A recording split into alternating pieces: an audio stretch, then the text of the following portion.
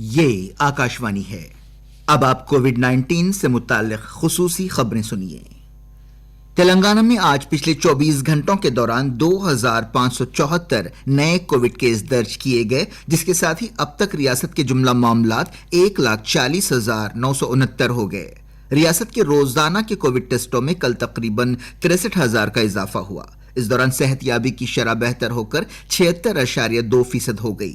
پچھلے 24 گھنٹوں کے دوران مزید 2,927 لوگ صحت یاب ہوئے۔ اس کے ساتھ ہی صحت یاب افراد کی تعداد بڑھ کر 1,07,530 ہو گئی۔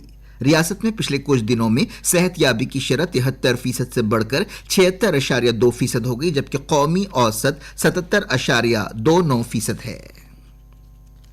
تلنگانہ میں حیدرآباد میٹرو ریل لمیٹڈ کل سے اپنے آپریشنز دوبارہ شروع کرے گی۔ میٹرو ریل خدمات مرحلہ وار طور پر دوبارہ شروع کی جائیں گی۔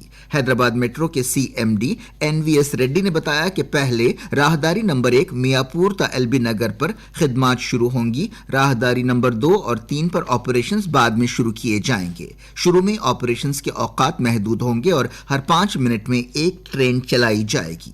میٹرو اسٹیشنز پر آئسولیشن رومز ہوں گے جو خاص طور پر ہنگامی میڈیکل حالات میں کام آئیں گے۔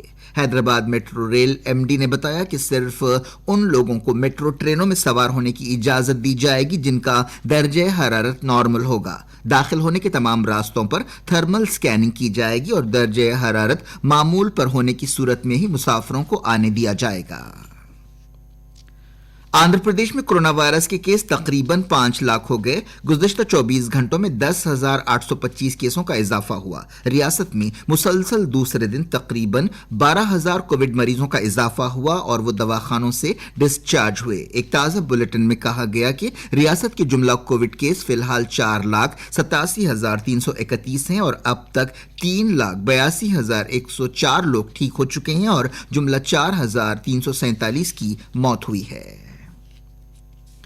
ملک میں پچھلے 24 گھنٹوں کے دوران اب تک کے سب سے زیادہ تقریباً 73,640 کووڈ مریض صحت یاب ہوئے۔ اب تک ملک میں 32 لاکھ لوگ وبا سے متاثر ہونے کے بعد ٹھیک ہو چکے ہیں۔ صحت یابی کی شرح میں اضافہ جاری ہے، اب یہ شرح 77.32% ہو گئی ہے۔ وزارت صحت نے بتایا کہ صحت یاب مریضوں کی تعداد میں مسلسل اضافے کی وجہ سے ملک کے اصل کیسوں کا بوجھ کم ہو رہا ہے اور فی الحال جملہ مثبت کیس کا 2.96% ہی سرگرم ہے۔